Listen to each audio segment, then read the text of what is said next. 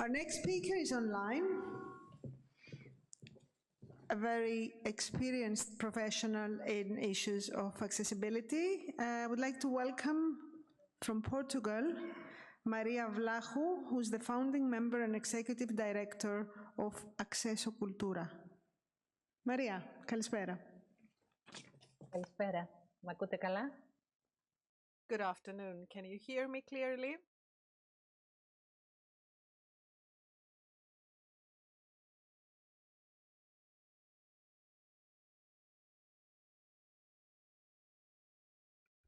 She's me.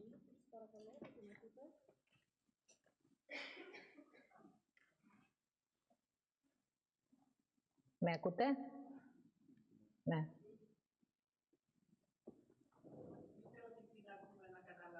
Σας ακούμε, τις μιλάνε από μέσα. Όχι, okay. Σας ακούμε. Yes, we can hear you. Thank you very much. Thank you, Sophia. It's a great pleasure and a great honor to be with you today. And I was very pleased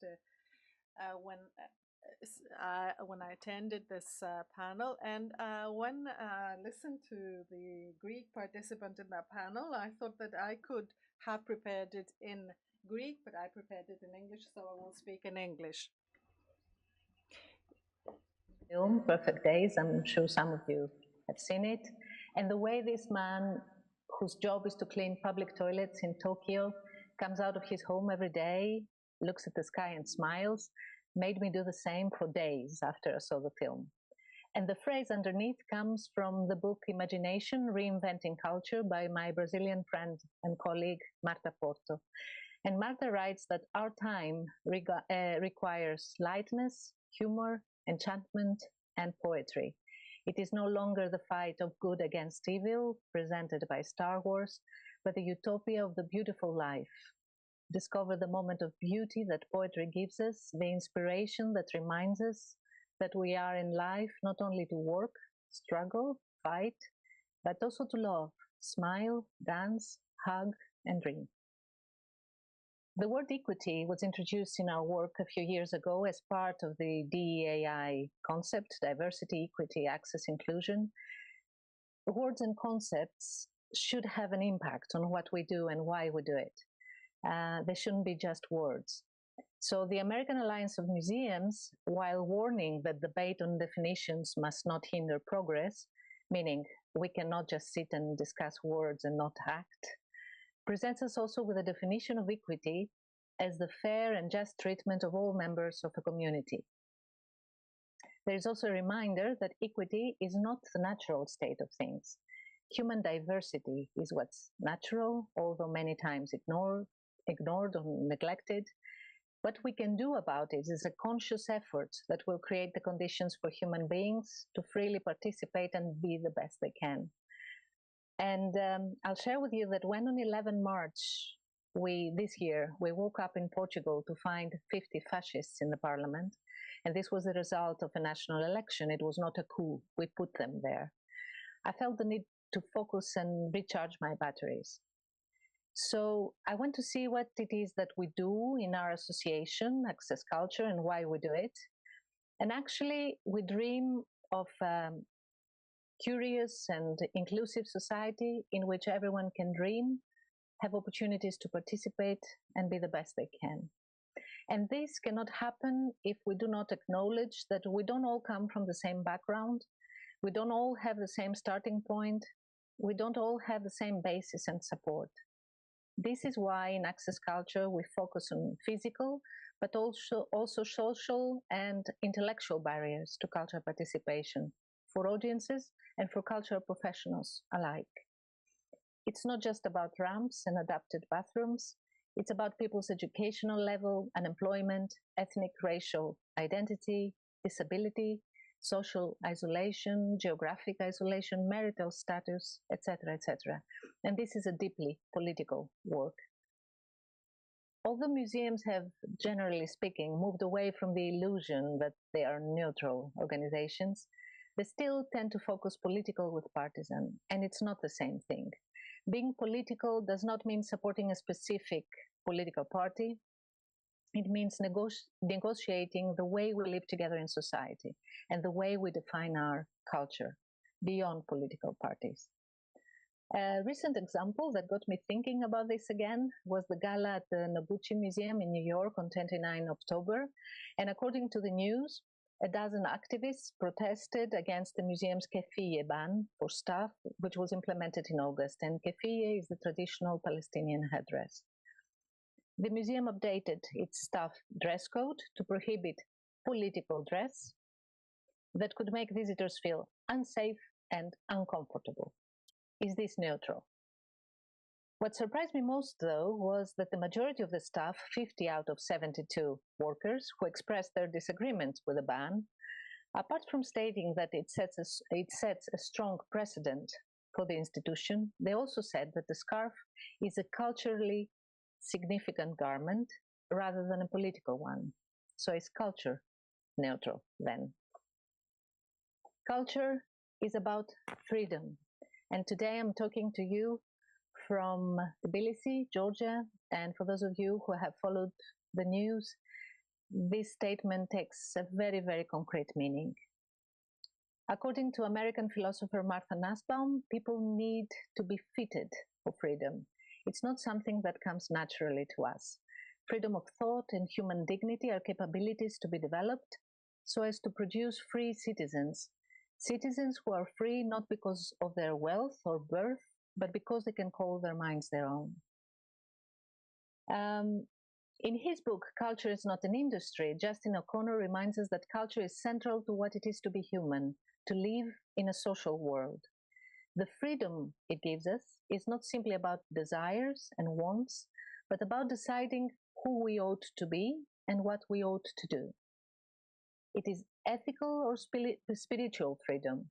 Art and culture allow us to act and reflect on this spiritual freedom in the particular space of what if, of metaphor, of fiction and fabulation. O'Connor considers access to culture to be a fundamental part of citizenship, and Martha Nussbaum sees imagination as something essential to citizenship.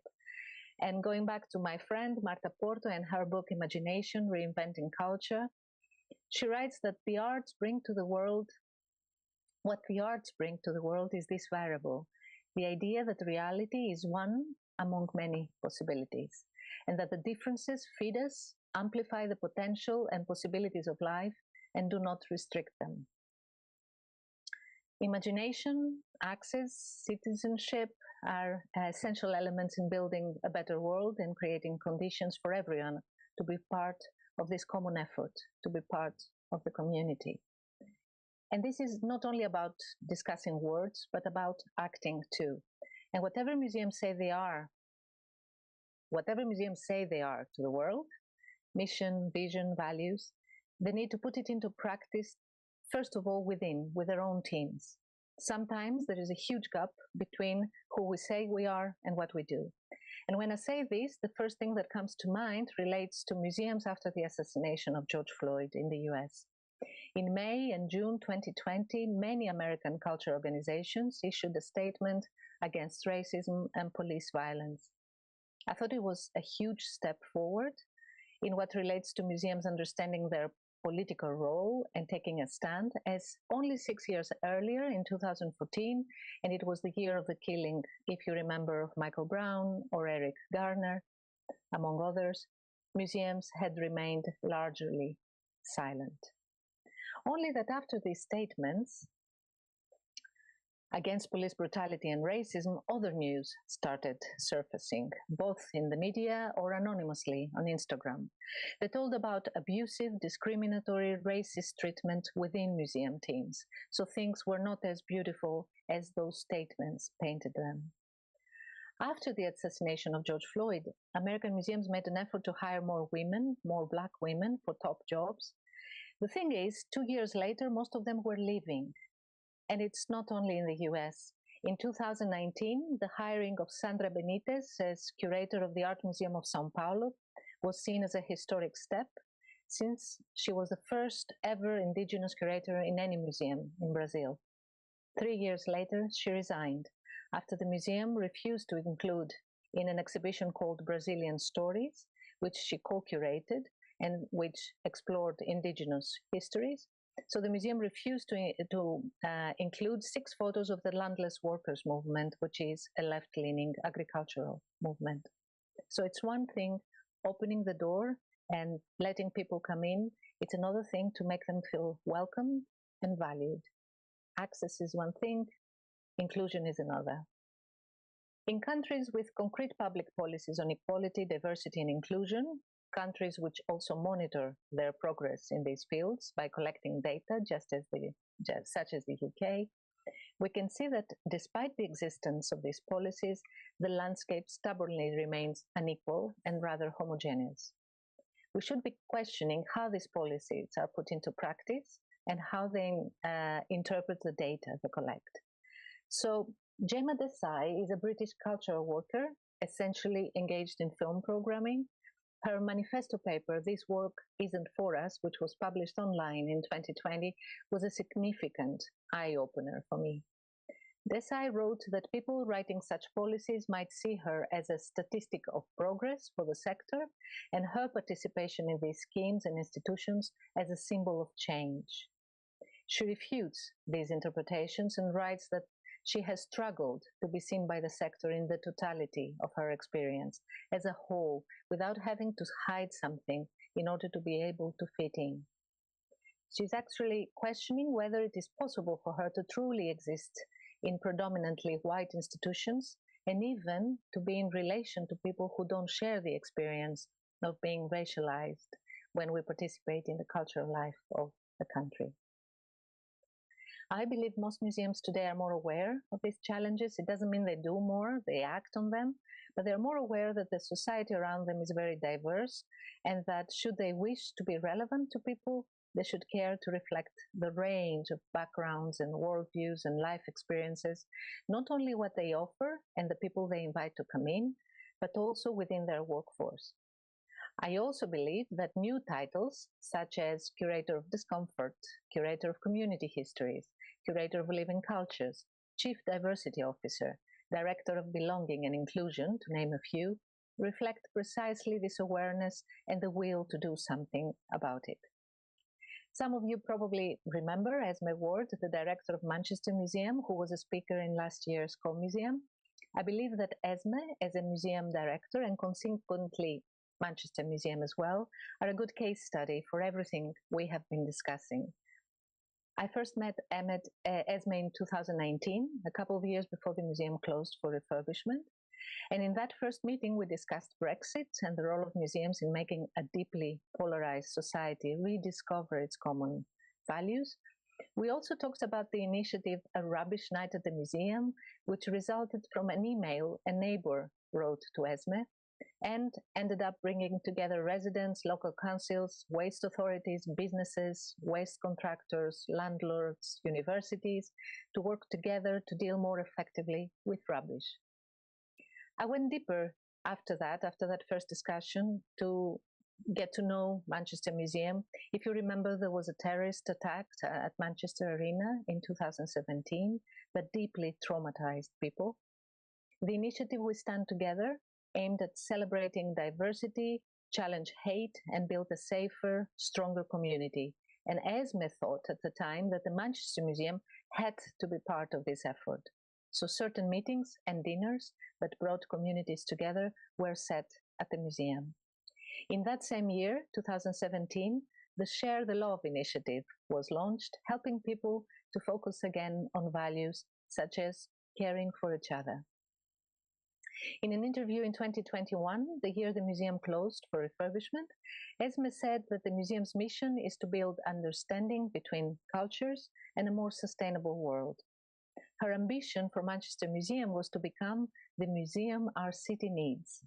She also spoke in that interview about the philosophy of caring, which means not just how museums care about collections, but increasingly how they care about people and their ideas, how they care for relationships, and essentially how they can expand their commitment to care. So in my view, this is how a museum builds trust, by publicly assuming its mission and values and acting on them, by being true to this mission and values. And since it reopened to the public, the museum in February 2023 has kept this course. Even before having a chance to visit, by consulting the website, we're able to see the museum's ID. The mission is clearly stated here, as well as the museum's three main values: inclusion, imagination, and care. They become publicly accountable by inviting people to see these values reflected into everything they do. They're involved in a number of actions, dealing with poverty, social justice and the environmental crisis, collections management and repatriation. They have a position regarding the cost of living crisis. The museum wishes to become an empathy machine. It questions its colonial past and embraces the city's South Asian population. It also appoints the first curator of living cultures. I thought it was important to discuss this concrete example, as words shouldn't be just words. Diversity, equity, inclusion, access should be essential pillars in the political role we play in society. And this is how one museum, and there are more, is doing it. As I mentioned before, it is important that all these vision, mission, values is also reflected on managing human resources and DEIA policies reflected on the workforce. In many countries, young people wishing to work in a museum will spend years as museum attendants without a contract, earning a miserable fee, trying to keep up the hope that this sacrifice will take them to a real museum job eventually, and it usually doesn't. Apart from a more diverse background, issues such as the mental health and well-being of the actual museum force, working conditions, including fair pay, bullying, sexual harassment, racism, are issues rarely acknowledged and addressed. In this sense, I believe that the Museums Association in the UK is an example of how the sector should be looking at itself and looking after itself. It is also worth mentioning that in the UK, just 23% of museum workers identify as working class. How many in other countries? Do we know? Museum as MUC was founded in 2018 as a response to the lack of working class people in museum, gallery, and heritage organizations. Research in the US also shows that precarity is a major issue in the lives of museum professionals, and that power figures, such as managers and executive staff, maintain inequalities. In that country, the movement to unionize picked up during and after the pandemic. And readying the museum is a collaboration between artists, art workers, and museum directors in a joint effort to ready museums to begin working to undo the foundations of whiteness and white supremacy, colonialism, patriarchy, anti-Blackness, and other factors that shape museums today. A feeling of psychological safety. This is how Dana Brownlee, a workplace anti-racism leader, defines inclusion. A feeling of psychological safety. What does that mean? It means feeling valued and appreciated, feeling safe to be who you are, have an opinion, disagree, express yourself without fear of negative repercussions, discrimination, and exclusion. As museums navigate through the challenges current societies present, through the always complex and nuanced task of negotiating how we're going to live together, the concepts of diversity, equity, access, inclusion become central and must be considered not only in what relates to the outside world, but also, and perhaps first of all, to what is happening inside the house. Thank you very much.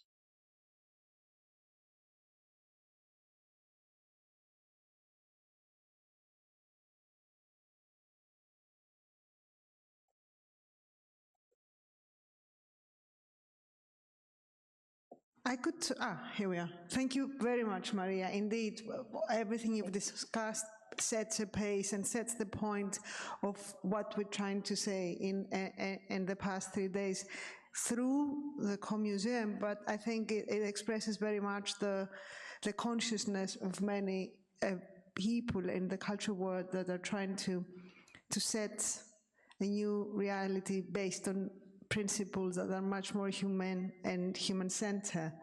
And actually, it is a great introduction. I don't know if we have any questions for Maria?